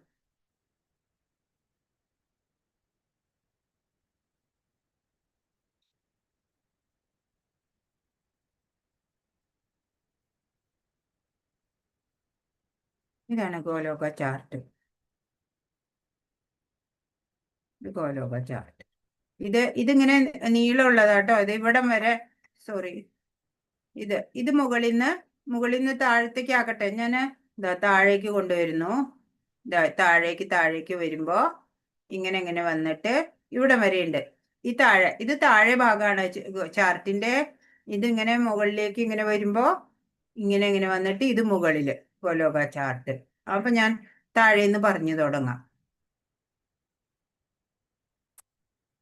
ഹരേ കൃഷ്ണ. അപ്പൊ എല്ലാവരും ശ്രദ്ധിക്കണം. കാണുന്നുണ്ടോ എന്ന് പറയണം. ഒന്നുകൂടി വലുതാക്കാൻ പറ്റുന്നുണ്ട്. ഒന്നുകൂടി വലുതാക്കിയിട്ടുണ്ട്. അപ്പൊ ഇവിടെ ഒരു വിഷ്ണുവിനെ കാണുന്നുണ്ടോ? ഇവിടെ ഇങ്ങനെ ഒരു വിഷ്ണുവിനെ കാണുന്നുണ്ടോ? ആനന്ദശായിനെ കാണുന്നു. ആനന്ദല്ല, കാരണ ഉദകശായി. കാരണോദകശായി വിഷ്ണുവാണ് ഇവിടെ കാണുന്നത്. അപ്പോ ഈ കാരണോദകശായി വിഷ്ണുവിന്റെ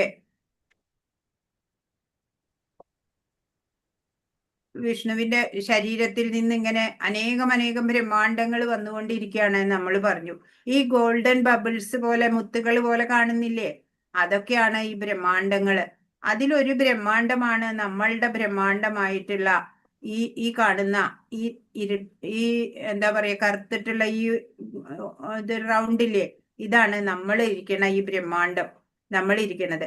അപ്പൊ ഈ ബബിൾസ് വരുന്ന പോലെയുള്ള ഈ ഒരു ബ്രഹ്മാണ്ടം, അതിന്റെ ഒരു സ്ട്രക്ചറാണ് ഇവിടെ, അതിന്റെ ഉൾഭാഗത്തെ ഒരു വ്യൂ ആണ് ഇവിടെ കാണുന്നത്. അങ്ങനെ ഇതൊരു ബ്രഹ്മാണ്ടാണ്. ആ ബ്രഹ്മാണ്ടത്തിന്റെ ഉൾഭാഗമാണ് ഇവിടെ കാണുന്നത്. ആ ബ്രഹ്മാണ്ടത്തിലാണ് നമ്മളൊക്കെ ഉള്ളത്. അപ്പോ ഈ ബ്രഹ്മാണ്ടത്തിലേക്ക് ഗർഭോദകശായി വിഷ്ണു വരികയാണ് പുരുഷാവതാരമായിട്ട്. ഇവിടെ കണ്ടോ ലക്ഷ്മി ദേവിയാലെ പരിസേവിതനായിട്ടുള്ള, കാണുന്നുണ്ടോ? ഉണ്ട്. ആ ഗർഭോദകശായി വിഷ്ണു. ആ ഗർഭോദകശായി വിഷ്ണു ആണ് ഇത്. ഗർഭോദക ഓഷ്യനില് ആണ് കിടക്കുന്നത്. അങ്ങനെ ആ വിഷ്ണുവിന്റെ നാഭിയിൽ നിന്ന് ഒരു താമര തണ്ട് വരുന്നുണ്ട്. ആ താമരയിൽ ബ്രഹ്മാവുണ്ട്, കാണുന്നുണ്ടോ? ഉണ്ട്. ആ ബ്രഹ്മാവുണ്ട്.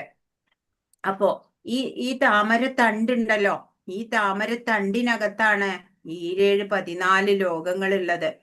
ഇവിടെ ഏതൊക്കെയാണ്? സത്യലോകം അല്ലെങ്കിൽ ബ്രഹ്മ തപോലോകം എന്നൊക്കെ പറയും. അവിടെ കുമാരന്മാരാ, 4 കുമാരന്മാരാ അവിടത്തെ ലീഡ് ചെയ്യണേ, അവിടെ ഭരിക്കണേ. പിന്നെ ജനലോകം, അവിടെ പ്രജാപതിയാണ്. അതിന്റെ താഴെ മഹർലോകം, ഭൃഗുമുനി ഒക്കെയാ. സ്വർലോകം ദേവന്മാര്. പിന്നെ താഴെ ഭുവർലോകം, അവിടെ ഭൂതപ്രേതാദികളാ. പിന്നെ ഭൂർലോകം മനുഷ്യരും മറ്റു ജീവജാലങ്ങളുമാ.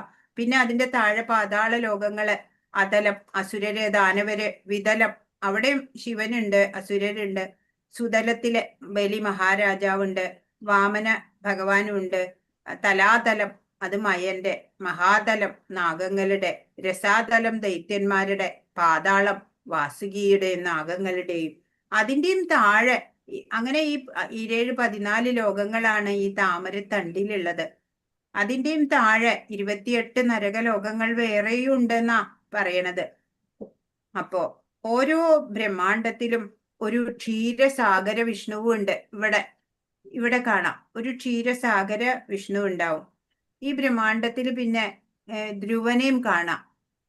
ധ്രുവ നക്ഷത്രം ഇതവിടെ ധ്രുവ നക്ഷത്രം ഉണ്ട് നമ്മുടെ ബ്രഹ്മാണ്ടത്തില്. അപ്പോ ഈ ബ്രഹ്മാണ്ടത്തിന് ഈ നോക്കുമ്പോ 7 കവറിങ് കാണാം. 7 കളറില് കണ്ടോ? 1 2 3 4 7 കവറിങ് ഉണ്ട് ഈ ബ്രഹ്മാണ്ടത്തിന്. അപ്പോ ഈ ശംഭു, ഇവിടെ ശംഭു ഉണ്ട്, മായയുണ്ട്. ഈ ബ്രഹ്മാണ്ടത്തിന്റെ കൺട്രോൾ അവരാ, മായാദേവിയും ശംഭുവുമാണ് കൺട്രോള്. ഇവിടെ രമാദേവി ഉണ്ട്. പിന്നെ മഹത്തത്വം, ഇവിടെ മഹത്തത്വമുണ്ട്. അത് പിന്നീട് നമുക്ക് പഠിക്കാം. അപ്പോ ഇവിടെ ഈ ബ്രഹ്മാണ്ടത്തിന് 7 കവറിങ് ഉണ്ട് എന്ന് പറഞ്ഞു, അതാ ഇവിടെ കാണിക്കുന്നത്. അപ്പോ ഈ 7 ഘടകങ്ങള് എന്തൊക്കെയാണെന്നറിയോ? പഞ്ചഭൂതവും മനസ്സും ബുദ്ധിയുമാണ്. പഞ്ചഭൂതങ്ങളും മനസ്സും ബുദ്ധിയുമാണ്.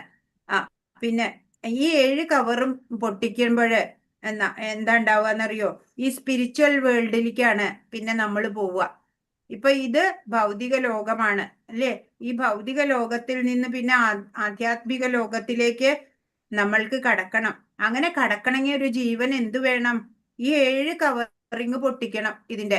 ഈ 7 കവറിങ് കടന്ന് പോണം. അങ്ങനെ പോണമെന്നുണ്ടെങ്കിൽ ഈ മിഥ്യാഹങ്കാരം ഉണ്ടല്ലോ, പഞ്ചഭൂതങ്ങള് മനസ്സ് ബുദ്ധി മിഥ്യാഹങ്കാരം, അങ്ങനെയാണല്ലോ.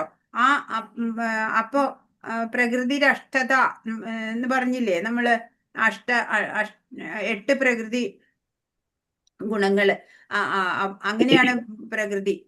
അതിലുള്ള ആ പഞ്ചഭൂതവും മനസ്സും ബുദ്ധിയുമാകുന്ന 7 കവറിങ് പൊട്ടിക്കുമ്പോ ഈ നമ്മുടെ ഈ മിഥ്യാഹങ്കാരം ഉണ്ടല്ലോ, ആ മിഥ്യാഹങ്കാരം സത്യാഹങ്കാരമായിട്ട് മാറും. അപ്പൊ ആധ്യാത്മിക ലോകം എന്ന് പറഞ്ഞ ഇതിന്റെ മുകളിലുള്ള ആധ്യാത്മിക ലോകം, അവിടെ ഈ ബ്രഹ്മജ്യോതി, ഇവിടെയാണ് ബ്രഹ്മജ്യോതി ഉള്ളത്. മഹാകാലനൊക്കെ ധർമ്മ രാജാവൊക്കെ ഇവിടെയുണ്ട്. അത് കഴിഞ്ഞിട്ട് ബ്രഹ്മജ്യോതി കഴിഞ്ഞിട്ട് പിന്നെ പുണ്ടരീകം എന്നൊക്കെ പറഞ്ഞ സ്ഥലങ്ങളാണ് ഇത്. ഇതൊക്കെ വൈകുണ്ഠ ലോകങ്ങളാ. അനവധി വൈകുണ്ഠ ലോകങ്ങളാണ്. അപ്പൊ ഓരോരോ വൈകുണ്ഠത്തിലും ഓരോരോ വിഷ്ണു ഉണ്ടാവും. ആ വിഷ്ണുവിന്റെ ചതുർഭുജത്തിലെ ആയുധങ്ങളുണ്ടല്ലോ, ശംഖ്, ചക്രം, ഗദ, പങ്കജം ഇതൊക്കെ കൈകൾ മാറി മാറിയിട്ടായിരിക്കും ഉണ്ടാവുക. അത് അങ്ങനെ കുറെ വൈകുണ്ഠ ലോകങ്ങളുണ്ട്. അത് കഴിയുമ്പോ അയോധ്യ മുകളില് ഇവിടെയുള്ള നമ്മുടെ ഭൗതിക ലോകത്തുള്ള അയോധ്യ അല്ല കേട്ടോ ഇത് ആത്മീയ ലോകത്തിൽ ഒരു അയോധ്യ ഉണ്ട്. അതാണ് ഇവിടെ. അതും കടന്ന് പിന്നെ മധുരയൊക്കെ ഉണ്ട് ഇവിടെ. മധുര ഭഗവാൻ എവിടെയാ ജനിച്ചത് അല്ലെ? മധുരയില് ഭഗവാൻ. അപ്പൊ അതുപോലെ ഇവിടെ ജഗന്നാഥപുരി ഉണ്ട്, ദ്വാരകയുണ്ട് ഇവിടെ. അങ്ങനെയുള്ള ആ സ്ഥലങ്ങള് അത് ആത്മീയ ലോകത്തിലുള്ളതാ. ഇവിടെയും ഉണ്ട്. അതിന്റെ ഒരു റിഫ്ലക്ഷൻ ആയിട്ടുള്ള ഭാഗങ്ങൾ ഇവിടെയുണ്ട്. അപ്പോ അതൊക്കെയും കഴിഞ്ഞ് ഏറ്റവും മുകളിലാണ് ഇത്. വൈകുണ്ഠ ലോകത്തിന്റെയും മുകളിലുള്ള ഈ കാണുന്ന താമരയുടെ ഷേപ്പ് ഉണ്ടല്ലോ, ഇതാണ് ഗോലോക വൃന്ദാവനം എന്നറിയപ്പെടുന്ന ആ കൃഷ്ണലോകം. അവിടെ ഇതാ ശ്രീകൃഷ്ണനും രാധാറാണിയും ഒന്നിച്ചിട്ട് നിത്യലീലകളാടാണ് അവിടെ പല നികുഞ്ചങ്ങളുണ്ട്, ഉപവനങ്ങളുണ്ട്. വളരെ സുന്ദരമായിട്ടുള്ള അല്ലെ ചിന്താമണി ധാമം, അതിനെക്കുറിച്ച് നമ്മൾ പറഞ്ഞു. അതാണ് ഇവിടെ ഉള്ളത്. അപ്പൊ എന്ത് വേണം? നമ്മൾ ഇത്ര അകലെയാണ് ഇരിക്കണത്. അപ്പോ നമ്മളിവിടെ ഈ ഹരേ കൃഷ്ണ മഹാമന്ത്രം മന്ത്രം ചൊല്ലി നാമം ജപിച്ച് ആ നാമത്തിന്റെ ആ ഈ ധ്വനികളാ ഇങ്ങനെ പോകുന്നത്. ഒരു വെള്ള കാണുന്നുണ്ടോ? അങ്ങനെ പോയിട്ട് ആധ്യാത്മിക ലോകങ്ങളിലേക്ക് വന്ന് പിന്നെ അത് എവിടം വരെ എത്തണം? വൈകുണ്ഠ ലോകങ്ങളും കടന്ന് ഇതിലെ വന്ന് ഭഗവാന്റെ ആ പാദങ്ങളിൽ എത്തണം. അപ്പൊ നമ്മൾ എത്ര നാമം ജപിക്കണം അല്ലെ? എത്ര കോടി കണക്കിന് നാമം ജപിക്കണം, എന്നാലേ ഭഗവാനിലേക്ക് എത്താൻ പറ്റുള്ളൂ. അതാണ് ഇവിടെ പറയുന്നത്. ഹരേ കൃഷ്ണ. ഓരോ ബ്രഹ്മാണ്ടത്തിലും ഇവിടെയൊക്കെ ഓരോ ബ്രഹ്മാണ്ടത്തിലും ഓരോ സൂര്യചന്ദ്രന്മാരുണ്ടാവും. അതല്ലാന്നുണ്ടെങ്കിലോ ഈ ഓരോ ബ്രഹ്മാണ്ടങ്ങളും വളരെ ഇരുട്ട് നിറഞ്ഞതാ. ഇവിടെ പ്രകാശമാനമാക്കണമെങ്കിൽ ഓരോ ബ്രഹ്മാണ്ടത്തിനും ഓരോ സൂര്യനും ചന്ദ്രനും വേണം. എന്നാ ആധ്യാത്മിക ലോകങ്ങളിൽ അങ്ങനെ വേണ്ടതില്ല. ആധ്യാത്മിക ലോകങ്ങളൊക്കെ സ്വയം പ്രകാശമാനമാണ്. ഭഗവാനിൽ നിന്നുള്ള ആ തേജസ് കൊണ്ട് തന്നെ, ബ്രഹ്മജ്യോതിസ് കൊണ്ട് തന്നെ അവിടം പ്രകാശഭരിതമാണ്. അത്രയാണ് ചെറുതായിട്ടൊന്ന് ഈ ഗോലോക ചാർട്ടിനെ പറ്റി പറയുമ്പോ ഉണ്ടാവുക. ഇരുട്ട് പിടിച്ചതാണ് അല്ലെ നമ്മുടെ ഈ ലോകം. കുണ്ഠമാണ്. വൈകുണ്ഠം എന്ന് പറഞ്ഞാ അവിടെ ഭയമില്ല, ടെൻഷൻ ഇല്ല, ഒന്നുമില്ല. ഇവിടെ കുണ്ഠമാണ്, ഇവിടെ ദുഃഖാലയമാണ്, അശാശ്വതമാണ് അല്ലെ? അത്രയാണ് ഇപ്പൊ പറയാൻ. ഹരേ കൃഷ്ണ കൃഷ്ണ കൃഷ്ണ ഹരേ ഹരേ, ഹരേ രാമ രാമ രാമ ഹരേ ഹരേ. വാഞ്ചാകൽപതരുഭ്യശ്ച കൃപാ സിന്ധുഭ്യേവ ച പതിതാനാം പാവനേഭ്യോ വൈഷ്ണവേഭ്യോ നമോ നമഃ.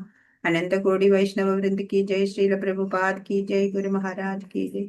ഹരേ കൃഷ്ണ. ഇന്ന് പറഞ്ഞതിൽ എന്തെങ്കിലും സംശയം ഉണ്ടെങ്കിൽ പറയൂ, ചോദിക്കൂ. മാതാജി, 9 ഭക്തിയുടെ തലങ്ങളൊന്ന് പറഞ്ഞു തരുമോ? അതായത് ശ്രദ്ധ, സത്സംഗം, ഭജനക്രിയ, അനർത്ഥ നിവൃത്തി. സത്സംഗം, സത്ക്രിയ. ശ്രദ്ധ, സത്സംഗം, ഭജനക്രിയ. അനർത്ഥ നിവൃത്തി, അനർത്ഥങ്ങളൊക്കെ ഒഴിവാക്കല്. അനർത്ഥ നിവൃത്തി. നിഷ്ഠ, രുചി, ആസക്തി, ഭാവഭക്തി, പ്രേമഭക്തി. പ്രേമഭക്തി അല്ലേ? 9. ഇപ്പൊ നമ്മളൊക്കെ ഏറ്റവും ലോവർ ലെവലിലായിരിക്കാം. അത് തന്നെ ഉണ്ടോന്ന് അറിയില്ല. ഭഗവാനില് ശ്രദ്ധ വേണം എന്ന് പറയും അല്ലേ? ഭഗവാനില് ഭക്തി വിശ്വാസങ്ങൾ ഉണ്ടാവണം.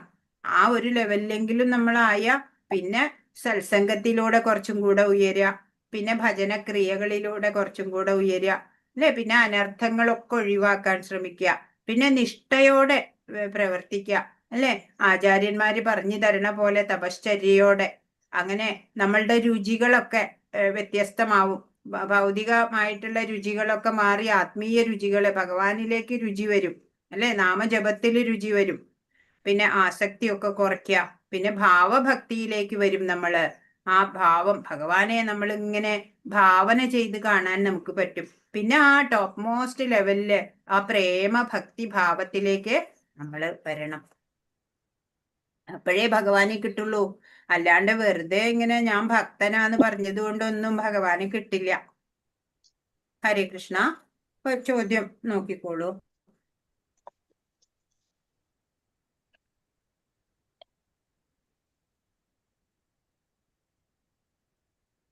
എങ്ങനെയുള്ളവർക്കാണ് ഭഗവാനെ പ്രാപിക്കാൻ സാധിക്കില്ല എന്നാണ് ഭഗവാൻ പറയുന്നത്? എങ്ങനെയുള്ളവർ? എങ്ങനെയുള്ളവർക്കാ?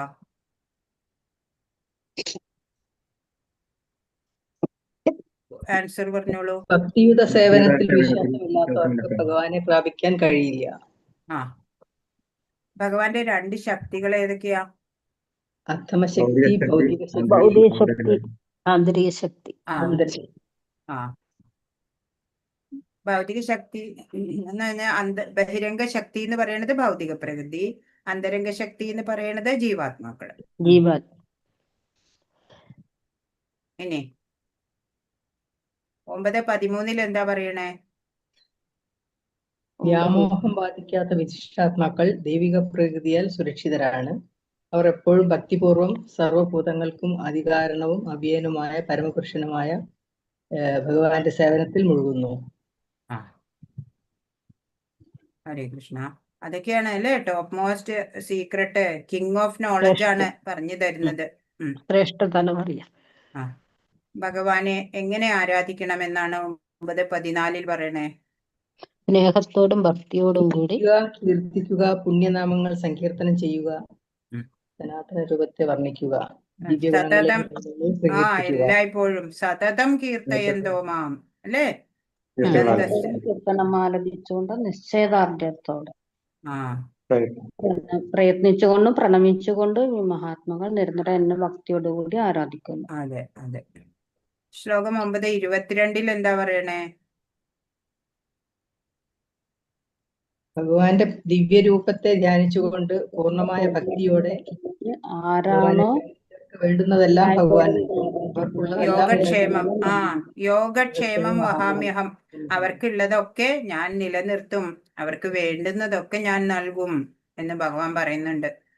ഇനി 25 എന്താ പറയണേ? ദേവന്മാരെ ആരാധിക്കുന്നവർ ദേവന്മാരോടൊപ്പം ജീവിക്കും.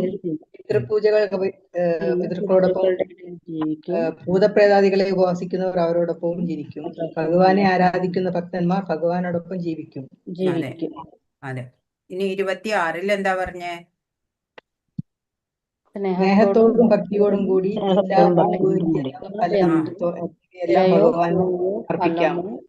അതൊരു പൂവായാലും ഇലയായാലും പഴമായാലും അതെ. പത്രം പുഷ്പം ഫലം തോയം യോമേ ഭക്തിയാ പ്രയച്ഛതി. ഭക്തിയോടും സ്നേഹത്തോടും കൂടിയിട്ടാ കൊടുക്കണ്ടേ. ഇനി 27 എന്താ പറഞ്ഞേ? നീ എന്തു ചെയ്യുന്നു? എന്ത് നിവേദിക്കുക, ഭക്ഷിക്കുക, ദാനം ചെയ്യുക, തപശ്ചര്യകൾ അനുഷ്ഠിക്കുക, അതെല്ലാം ഭഗവാനായി അർപ്പിച്ചുകൊണ്ട് ചെയ്യുക. സർവം കൃഷ്ണയാർപ്പണമസ്തു. അപ്പൊ ഭഗവാനെ 9 എന്താ പറയണേ? ഭഗവാനെ പ്രാപിക്കാൻ എങ്ങനെ ഭഗവാനെ ആരാധിക്കണം?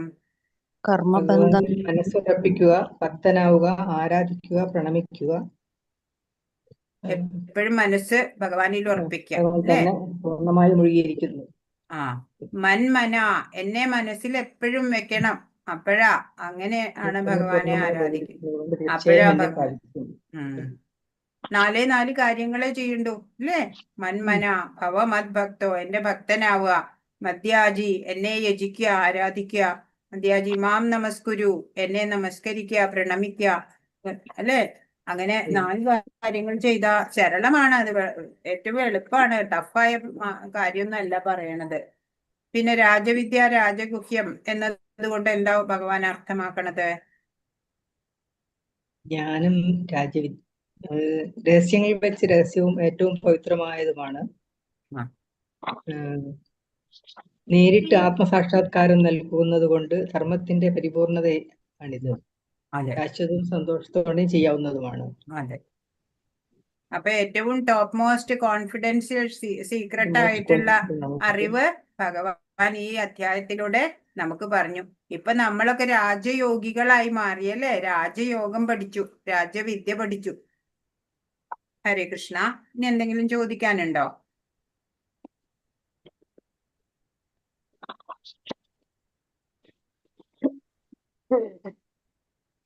എന്തെങ്കിലും ചോദിക്കാനുണ്ടോ? ഇല്ല മാതാജി, എല്ലാം എഴുതി കഴിഞ്ഞു. ഹരേ കൃഷ്ണ. ഹരേ കൃഷ്ണ. ഹരേ ഹരേ കൃഷ്ണ. കൃഷ്ണ മാതാജി. ഹരേ